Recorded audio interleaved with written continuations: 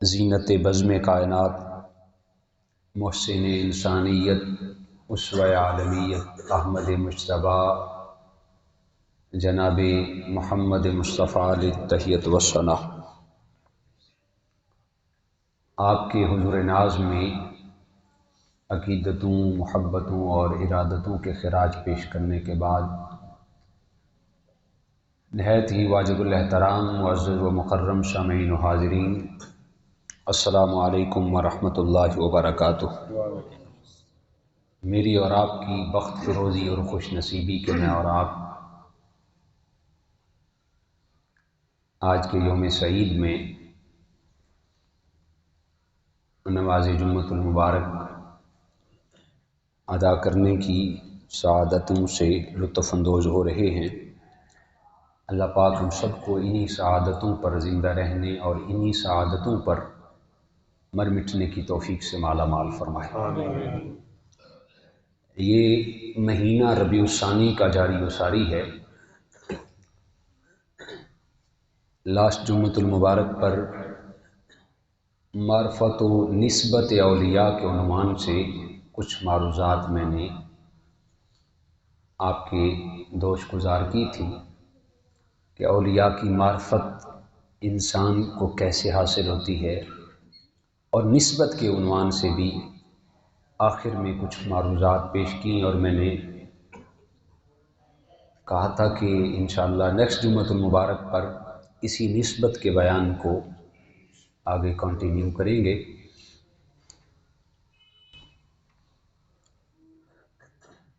صدہا اعزازات کے لائق ہوتے ہیں وہ لوگ جنہیں اللہ اپنے پاک لوگوں کی نسبت عطا کرتا ہے۔ اللہ پاک نے جن کو اپنا محبوب بنایا تو اللہ پاک کی غیرت کے یہ بات خلاف ہے کہ محبوب لوگوں کے لیے غیر محبوب شخصوں کا انتخاب کیا جائے۔ پھر اللہ پاک نے اپنے محبوبوں کی محبوبی کے لیے، دوستی کے لیے، سنگت اور معیت کے لیے بھی اپنے چنے ہوئے لوگوں کا انتخاب کیا، جو اس قابل تھے کہ میرے محبوبوں کے محبوب بن سکیں، ان لوگوں کا انتخاب کیا۔ یہ ہماری سعادت کہ اللہ تعالیٰ نے ان لوگوں میں سے ہمیں بھی شامل کیا۔ ہم نسبت اولیاء کو اپنے دامن میں استوار کیے ہوئے ہیں۔ قرآن مجید کی جو آیت کریمہ میں نے تلاوت کی، اللہ پاک نے ارشاد فرمایا ادعو الی سبیل ربک، لوگوں کو اپنے رب کی طرف دعوت دو، اپنے رب کے راستے کی طرف دعوت دو۔ گویا کہ اللہ پاک نے ایک پیغام دیا امت کو، اپنے بندوں کو، اپنے چاہنے اور ماننے والوں کو، فرمایا میرے راستے کی طرف لوگوں کو دعوت دو، بالحکمہ، حکمت کے ساتھ۔ ہر کام کے اندر جو حکمت کار فرما ہوتی ہے یقیناً وہ کامیابی کا سبب ہوتی ہے۔ اگر حکمت نہ ہو تو وہ کام ناقص اور ادھورا ہوتا ہے۔ حکمت کے بغیر اس کام کو کر لیا جائے تو اس کی جڑیں اور بنیادیں مضبوط نہیں رہتی۔ اور میں میرے راستے کی طرف لوگوں کو دعوت دو، لیکن عام ایسے نہیں لگا پڑنا، بلکہ حکمت کو اپنانا ہے، لوگوں کے مزاج کے مطابق دین کو پیش کرنا ہے، اور ایسا ہرگز نہیں کرنا کہ لوگوں کا مزاج الٹ ہے تو تم بھی الٹ ہو جاؤ، نہیں، بلکہ اسلام کا دامن بھی تھامنا ہے اور حکمت کو بھی اپنانا ہے۔ اور پھر فرمایا والموعظۃ الحسنہ، اور پھر اچھی اچھی نصیحتوں کے ساتھ لوگوں کو دعوت دو۔ آج ہم نے تقریر کو صرف فارمیلٹی سمجھ لیا ہے، رسم سمجھ لیا ہے۔ میرے بھائیو، یہ تقریر کوئی رسم نہیں ہے، یہ فارمیلٹی نہیں ہے، یہ عبادت ہے۔ تقریر ایک رعنائی ہے، ایک کیفیت ہے، ایک حسن ہے، اور اس کے لیے اللہ پاک نے اپنے لوگوں کو چنا۔ یہ بھی ہرگز نہیں کہ ہر بندہ اس قابل ہو جائے کہ لوگوں کو مسند ارشاد پہ بیٹھ کے تقریر اور تبلیغ کرنا شروع کر دے. فرمائی نہیں، وَمَن يُرِدِ اللَّهُ خَيْرًا يُفَقِّهُ فِي الدِّينِ، اللہ جس کے ساتھ بہتری کا ارادہ کرتا ہے، بھلائی چاہتا ہے جس آدمی کی، اللہ اسے دین کی فقاہت عطا کرتا ہے. پھر اسی فقاہت کے ساتھ، وہ حکمت کے ساتھ، موعظہ حسنہ کے ساتھ پھر لوگوں کو رشد ہدایت کی طرف گامزن کرتے ہیں. ہمارے پیارے آقا سرور کائنات صلی اللہ علیہ وسلم کو بھی یہی حکم دیا گیا، آپ لوگوں کا تزکیہ کریں، لوگوں کو اپنی جانب مائل کریں. اور پھر میرے آقا جب تقریر کرتے، سبحان اللہ، میرے آقا کے منہ سے نکلتے جو الفاظ تھے وہ حسن کائنات کی ایک رانائی ہوتے. صحابہ کرام فرماتے ہیں حضور اپنی زبان سے جو جملے بولتے، آقا اگر قیامت کا ذکر کرتے تو ہمیں یوں محسوس ہوتا کہ ابھی مجلس برخاست ختم بعد میں ہوگی، قیامت پہلے آ جائے. اس قدر سچائی تھی الفاظ کے اندر. ہم تو بس صرف ٹائم پورا کرنے کے لیے، آج تقریر کرنے والا بھی ٹائم پورا کرتا ہے، سننے والے تو اس سے بھی زیادہ ٹائم پورا کرنے کے لیے آتے ہیں. کچھ گھڑیوں کو دیکھ رہے ہوتے ہیں، پتہ نہیں جمعہ کب ختم ہوگا، خارج کر رہے ہوتے ہیں، کوئی ادھر دیکھ رہے ہیں، کوئی ادھر. یہ ایک فارمیلٹی، لیکن اس لذت اور اس کیفیات اور چاشنی کا صرف صحابہ اس لذتوں کو محسوس نہیں کرتے. میرے آقا جس ممبر پر بیٹھ کر خطبہ دیتے، وہ ممبر بھی اس لذت کو محسوس کرتا. آپ نے واقعہ سنا ہے استن حنانہ کا. میرے آقا کھجور کا ایک خشک تنا تھا، اس کے ساتھ ٹیک لگا کے آقا خطبہ ارشاد فرماتے. یہ بیعت پکڑتے ہیں نا بعد میں، یہ بھی عقل اسی سنت کو ادا کیا جاتا ہے. ایک صحابی نے عرض کی، بندہ نواز میں چاہتا ہوں کہ آپ کے لیے ممبر بنوا دوں. میرے آقا نے فرمایا جیسے تمہاری مرضی. ممبر بن کے آ گیا. یہ ممبر اس ممبر کی سنت ہے، اس پہ بیٹھنا من آنم من دانم والی بات ہے. میں اس قابل نہیں کہ میں اس ممبر پہ بیٹھوں. یہ ممبر مصطفیٰ ہے، ممبر رسول ہے، مسند رسول ہے. اگر میں اس کے تقاضوں کو سمجھوں اور سننے والے اس کی کیفیات کو محسوس کریں، تو میں سمجھتا ہوں کہ ایک معاشرہ، ایک علاقہ امن اور سکون کا گہوارہ بن سکتا ہے. میں اپنے تقاضوں کو پورا کروں، سننے والے اپنے تقاضوں کو پورا کریں. ایک رکھ رکھاؤ کا جب رشتہ پیدا ہوگا تو ہی ایک مرکز پروان چڑھتا ہے. حضور نے ممبر پر بیٹھ کر تقریر کرنی شروع کی تو صحابہ کرام، بخاری کی یہ حدیث پاک ہے اور امام بخاری نے یہ حدیث پاک 2-3 مرتبہ نقل کی، اور دیگر محدثین اور مفسرین نے کثرت کے ساتھ اس حدیث پاک کو لیا. ایسے چیخنے کی اور رونے کی اور سسکیوں کی آوازیں آنے لگیں جیسے ایک ماں سے بچھڑا ہوا بچہ روتا ہے.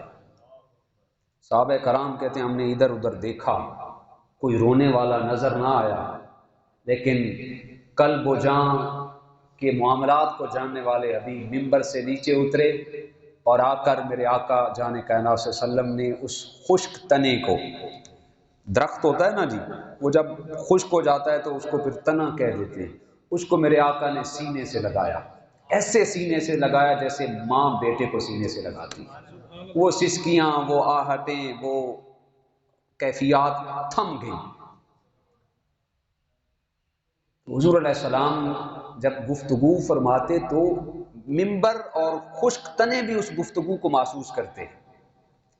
صرف صحابہ محسوس نہ کرتے، بلکہ آپ بدر کے میدان میں جائیں تو آج بھی بدر کا میدان یہ پیغام دے رہا ہے، تم نے تو مصطفیٰ کی گفتگو کو سنا، بدر کی ریت کے ذرات بھی گواہی دیتے ہیں. ہم نے بھی مکین گنبد خضرا کے خطبوں کو سنا ہے. سبحان اللہ. حنین کی وادیاں گواہی دیتی ہیں. احد کا پہاڑ جو 7 کلومیٹر پر پھیلا ہوا ہے وہ بھی لفظ محمد کی شکل پیش کر رہا ہے. احد پہاڑ کو دیکھیں نا جی، یہ بڑی تحقیق نگاروں نے لکھا کہ احد پہاڑ اس کی جو حیت ہے وہ لفظ محمد کی بنی ہوئی ہے. اس کو اوپر سے ڈرون کیمروں سے اگر اس کو کیچ اپ کیا جائے تو یوں محسوس ہوتا ہے جیسے لفظ محمد لکھا ہوا ہے.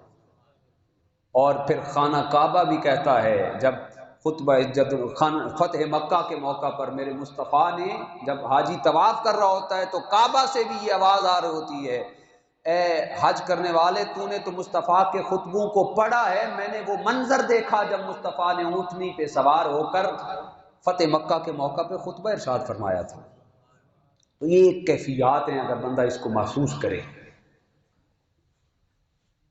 لوگوں کو دعوت دو حکمت عملی کے ساتھ اور نصیحت کے ساتھ، اور اسی چیز کو پھر اولیاء کبار مشائخ اعظام نے اپنایا۔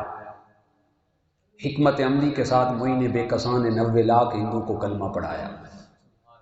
حکمت عملی کے ساتھ بایزید بستامی نے پوری عیسائیت کے علاقے کو مسلمان کیا، ایک پورے علاقے کو مسلمان کیا۔ اور وہ حکمت عملی اور موعظہ حسنہ تھا کہ غوث اعظم کے مسند سے، غوث اعظم کے مجمع سے 17 جنازے اٹھا کرتے تھے۔ لوگ وجد اور کیفیات میں آ کر اپنی جان جانے جانا کے آفری کر دیتے۔ غوث اعظم نے 33 سال درس حدیث دیا، حضور غوث الاعظم شیخ عبد القادر جیلانی قدس سرہ العزیز نے کتنے سال؟ 33 سال درس حدیث دیا، درس فقہ دیا، درس منطق و فلسفہ اور نحو اور فقہ دیا۔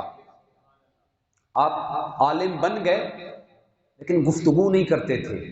آپ سے خود پوچھا گیا آپ قطبیت کے مقام پر کیسے براجمان ہوئے، تو آپ نے فرمایا درست العلم حتی صرت کتبا، میں علم پڑھتا رہا یہاں تک کہ اللہ نے میرے سر پر قطبیت کا تاج سجا دی۔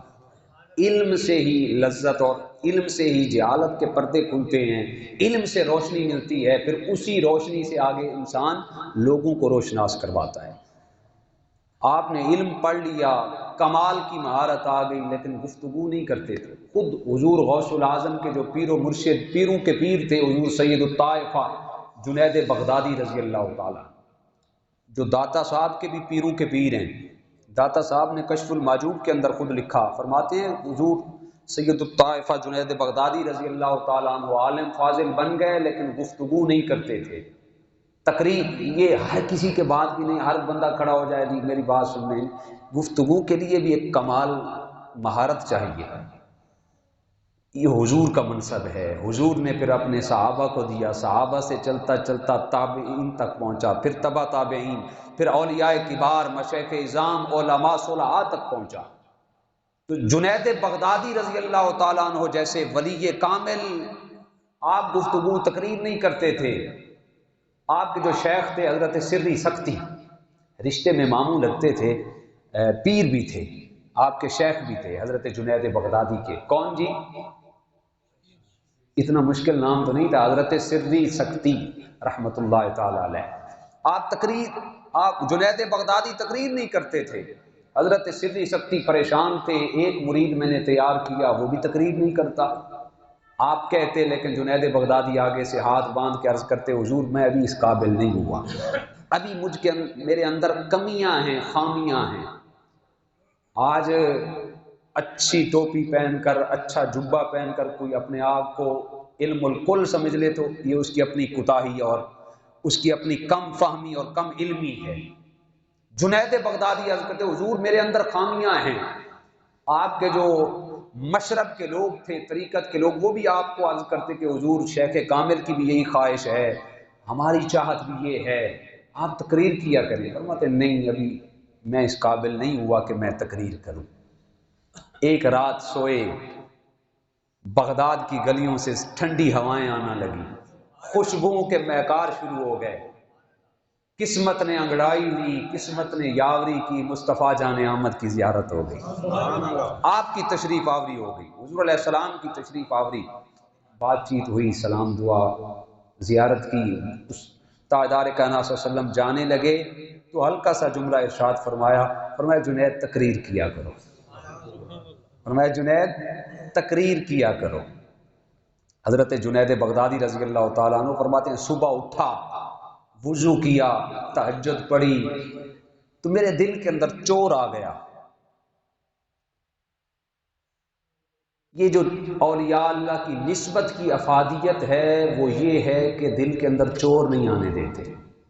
بڑے بڑے عالم، بڑے بڑے فاضل گمراہ ہو جاتے ہیں، اگر پیچھے تھاپڑا نہ ہونا کمر پہ، کسی نیک کی نسبت نہ ہونا، وہ علم جب تک دودھ کو کاٹ لیں، ابال لیں، وہ دہی بن جائے گا؟ جاگ لگے گی تو دہی بنے گی، جاگ لگنا ضروری ہے۔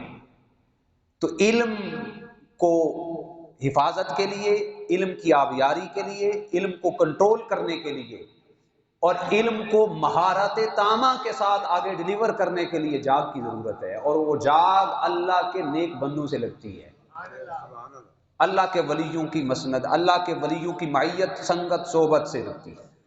تو حضرت جنید بغدادی فرماتے میرے دل میں چور آ گیا کہ آج تک شیخ کامل نے تو یہ بات نہیں کی کہ مجھے زیارت ہوئی، مجھے زیارت ہوئی ہے لہٰذا میرا منصب اوپر ہو گیا۔ اب بات سمجھ رہے ہیں؟ حضرت جنید بغدادی کہتے ہیں میرے دل میں چور آ گیا کہ آج تک حضرت سری سختی نے تو یہ نہیں کہا کہ مجھے زیارت ہوئی لہٰذا مجھے زیارت ہوئی، میں اوپر ہو گیا۔ آپ کہتے ہیں میں مسجد میں نماز پڑھنے کے لیے حاضر ہوا، حضرت سری سختی نے نماز کی امامت فرمائی، 7ویں صف میں نے نماز فجر ادا کی۔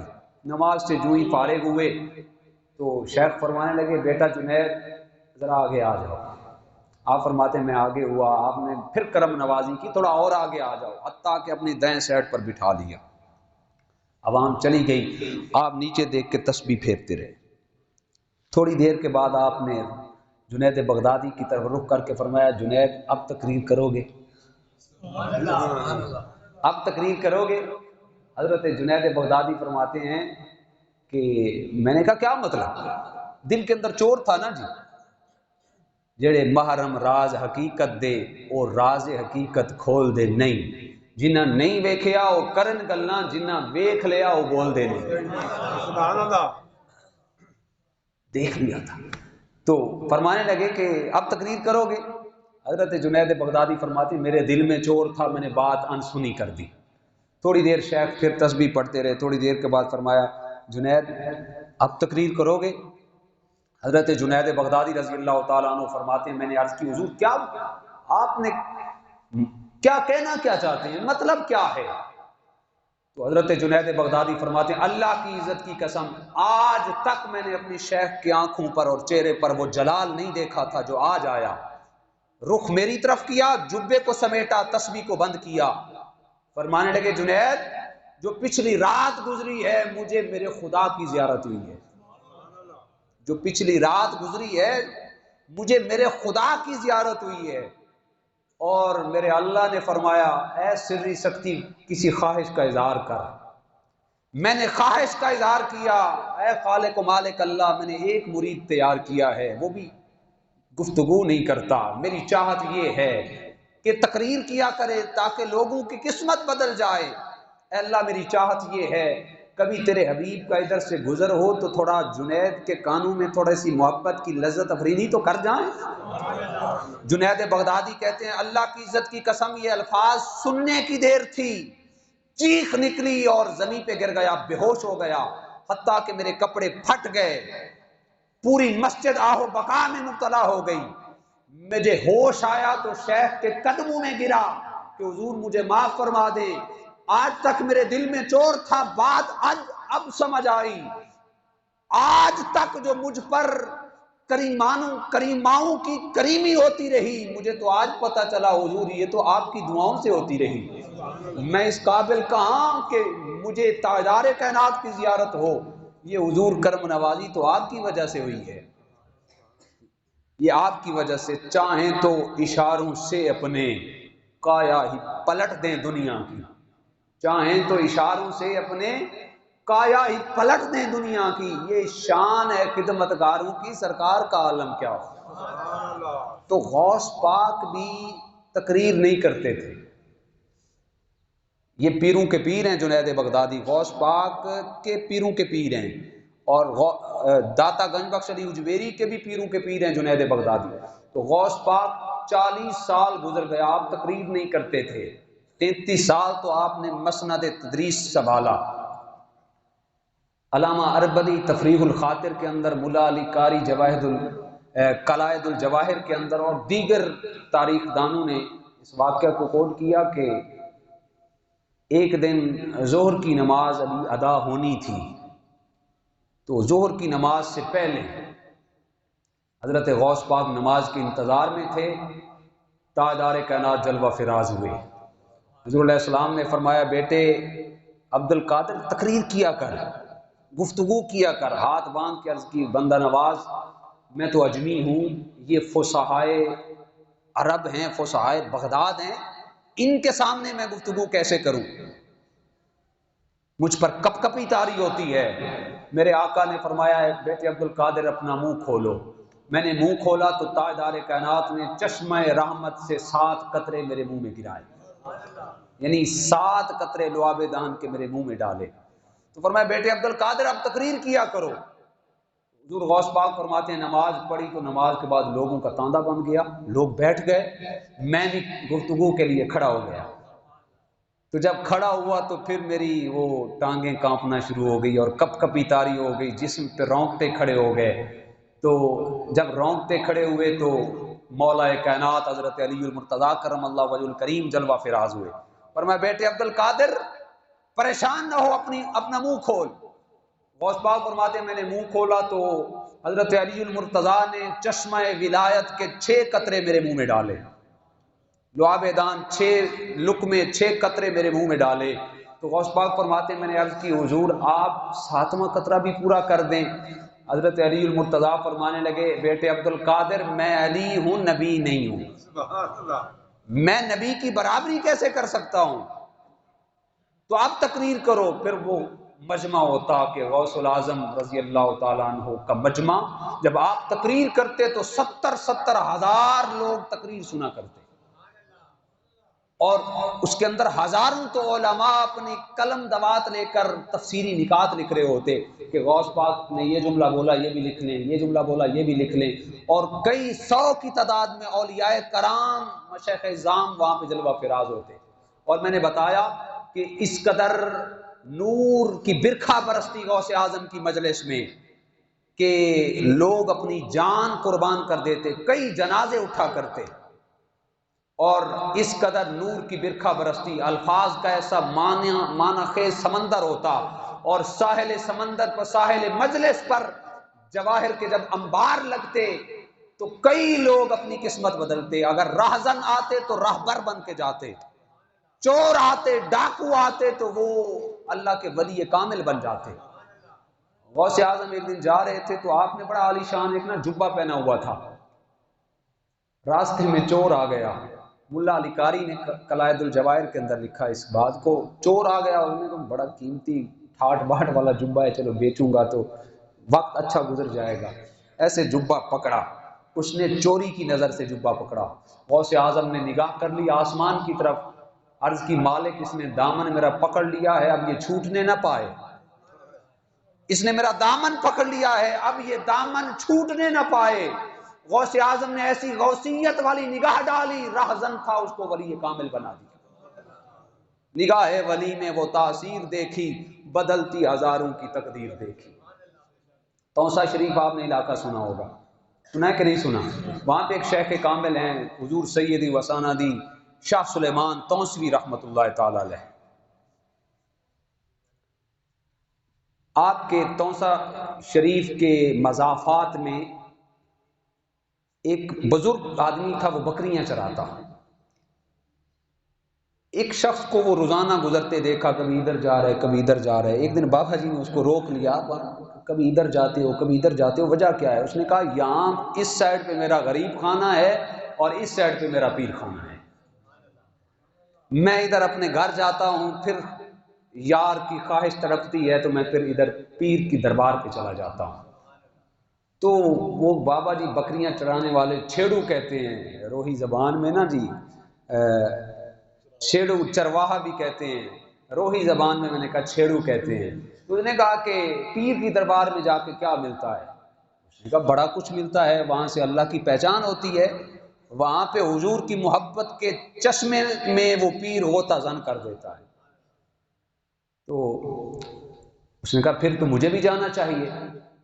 تو آپ کے مرید نے کہا کہ میں ابھی جلدی میں ہوں، تم چلے جاؤ وہاں پہ جا کر میرے شیخ کو میرا سلام دینا، وہ تمہیں بیعت بھی کریں گے اور تمہیں چشمہ نبوت کا لنگر بھی عطا کریں گے، چشمہ ولایت کا لنگر بھی دیں گے۔ تو بابا جی چھیڑو چلتے چلتے توسا شریف پہنچ گئے۔ اچھا وہاں پہ پہنچے، آج بھی اگر میں اپنا پنجاب کے جتنے بھی دربار ہیں اولیاء کرام مشائخ اعظام کے، الحمدللہ مجھے اللہ نے سعادت دی، میں نے سب کی زیارت کی، لیکن جو روحانیت اور جو رنگ محسوس ہوتا ہے نا حضرت شاہ سلیمان توسوی کی دربار میں نے آج تک وہ نہیں دیکھا۔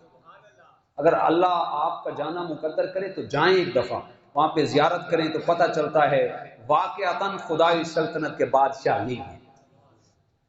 تو حضرت شاہ سلیمان توسوی کی مجلس لگی ہوئی تھی، کچی مسجد، آپ پٹھان تھے نا جی، تو پٹھان حلقہ ارادت میں بیٹھے ہوئے تھے، ہر بارگاہ میں جانے کے آداب ہوتے ہیں، تو یہ چھیڑو تھا بیچارہ، چرواہا تھا، اس کو آداب کا پتہ نہیں تھا، جوتی نہیں اتاری، ایسے ہی مجلس میں چلے گئے۔ تو پٹھان تھے، پٹھانوں کا ویسے بھی آپ جانتے ہیں کھوچے والا کام جو بڑا وہ سخت ہوتا ہے، انہوں نے بس استینے چڑھانا شروع کر دی، اس کی ایسی تیسی، یہ جوتی کے ساتھ آ گیا۔ تو اس پٹھانوں نے اس بابا جی کو گھورنا شروع کیا۔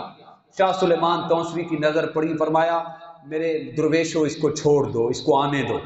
اچھا وہ گھور کے دیکھ رہے تھے تو یہ مبہوت العالم ہو گئے بابا جی، حیرانی کے عالم میں، سکتہ حیرت میں چلے گئے، جو ذہن میں تھا وہ سارا ختم ہو گیا۔ اب مرید نے تو کہا تھا وہاں پہ جا کے میرا سلام دینا اور بیعت کرنا، میرا سلام دے کے عرض کرنا شیخ مجھے بیعت کر دے۔ اب وہ قدرت کے مارے وہاں پہ پہنچا، شاہ سلیمان توسوی کو ملا تو ہوش و حواس تو ٹھکانے نہیں تھے، سلام دے کے کہنے لگا حضور مجھے آپ کے پیر ملے تھے، کہنا تو یہ تھا نا کہ مجھے آپ کے مرید ملے تھے۔ تو وہ ورط حیرت میں تھا پٹھانوں کے ڈر کی وجہ سے، کہنے لگا حضور مجھے آپ کے پیر ملے تھے، وہ کہتے تھے مجھے بھی پیر بنا دیں۔ اگر بات سمجھی ہے آپ نے، اگر نہیں سمجھی تو اپنے مقدر پہ قربان۔ کہنا تو یہ تھا کہ مجھے آپ کے مرید ملے تھے اور آپ کے مرید نے کہا مجھے بیعت کر دیں، مجھے مرید بنا لیں، لیکن وہ پٹھانوں کا ڈرا ہوا تھا، کہنے لگا حضور مجھے آپ کے پیر ملے تھے، انہوں نے کہا مجھے بھی پیر بنا دیں۔ شاہ سلیمان توسوی عارف باللہ تھے، جب شیخ کا نام سنا نا وجد میں آ گئے، تھوڑی دیر کے بعد فرمانے لگے اے بابا جی ذرا پھر دسو کی کہہ رہے سو، پھر سناؤ کیا کہہ رہے ہو۔ تو بابا جی پھر کہنے لگے حضور مجھے آپ کے پیر ملے تھے اور وہ کہہ رہے تھے مجھے بھی پیر بنا دیں۔ اللہ اکبر، ایسی لذت اور کیفیات آئیں۔ حضرت شاہ سلیمان توسوی نے دیگر تیسری مرتبہ فرمایا بابا جی ذرا پھر بتاؤ کیا کہنا چاہتے ہو۔ تو بابا جی نے کہا حضور مجھے آپ کے پیر ملے تھے، وہ کہتے تھے مجھے بھی پیر بنا دیں۔ تو شاہ سلیمان توسوی کا ولایت والا سمندر جوش میں آیا، آپ نے اپنے بیٹے کو بلایا، بلا کے فرمایا بیٹے جاؤ اندر کمرے میں جاؤ، وہاں پہ وہ پگ پڑی ہے، دستار پڑی ہے جو چشتیاں والے قبلہ عالم نے مجھے باندھی تھی، وہ پگ لے کے آؤ۔ بیٹے اندر کمرے میں جاؤ، وہ پگ لے کے آؤ، وہ دستار لے کے آؤ جو چشتیاں والے قبلہ عالم کو قطب الدین بختار کاکی نے باندھی تھی۔ بیٹے کمرے میں جاؤ، تھا تو وہ کپڑا لیکن وہ سلسلہ چلا آ رہا تھا، کپڑا تو الگ ہو سکتا ہے لیکن جو نسبت ہے یہ الگ نہیں ہو سکتی۔ قبلہ عالم فرمانے لگے شاہ سلیمان توسوی بیٹا اندر جاؤ، وہ پگ لے کے آؤ جو مجھے قبلہ عالم چشتیاں والے خواجہ نور محمد مہاروی نے باندھی تھی۔ بیٹا اندر جاؤ، وہ پگ لے کے آؤ جو نور محمد مہاروی کو قطب الدین بختار کاکی نے باندھی تھی۔ اندر جاؤ، وہ پگ لے کے آؤ جو بختار کاکی کو بابا فرید الدین گن شکر نے باندھی تھی۔ بیٹا وہ پگ لے کے آؤ جو بابا فرید کو نظام الدین اولیاء نے باندھی تھی۔ وہ پگ لے کے آؤ جو نظام الدین اولیاء کو معین بے کساں خواجہ غریب نواز نے باندھی تھی۔ وہ پگ لے کے آؤ جو خواجہ معین الدین چشتی اجمیری کو حضرت عثمان ہرونی نے باندھی تھی۔ وہ پگ لے کے آؤ جو عثمان ہرونی کو ابو الحذیفہ نے باندھی تھی۔ وہ پگ لے کے آؤ جو ابو الحذیفہ کو حضرت حسن بصری نے باندھی تھی۔ وہ پگ لے کے آؤ جو حسن بصری کو مولا کائنات علی المرتضیٰ نے باندھی تھی۔ وہ پگ لے کے آؤ جو مولا کائنات کو محمد مصطفیٰ نے باندھی تھی۔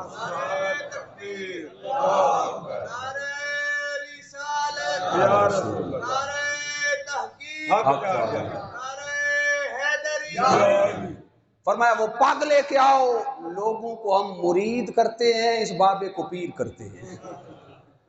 لوگوں کو ہم مرید کرتے ہیں لیکن اس کے مقدر کمال، لوگوں کو ہم مرید کرتے ہیں لیکن اس کو ہم پیر کرتے ہیں۔ اللہ اکبر۔ چاہیں تو اشاروں سے اپنے کایا ہی پلٹ دیں دنیا کی، یہ شان ہے خدمتگاروں کی، سرکار کا عالم کیا۔ نسبت کی باتیں بڑی ہیں، میں کہتا ہوں گھنٹے بیت جائیں نسبت کی باتیں ختم نہ ہوں۔ خوش بخت اور خوش نصیب ہیں وہ لوگ جنہیں اللہ نے نسبت عطا کی۔ کسی کا ہو کے جئیں، اس جینے میں لطف بھی ہے، اس جینے میں کیفیت بھی ہے، اس جینے میں سعادت بھی ہے۔ کسی کا ہو کے جئیں۔ وہ چھٹے پہ جو بندہ ہوتا ہے وہ در در اس کو ٹھوکریں ملتی ہیں۔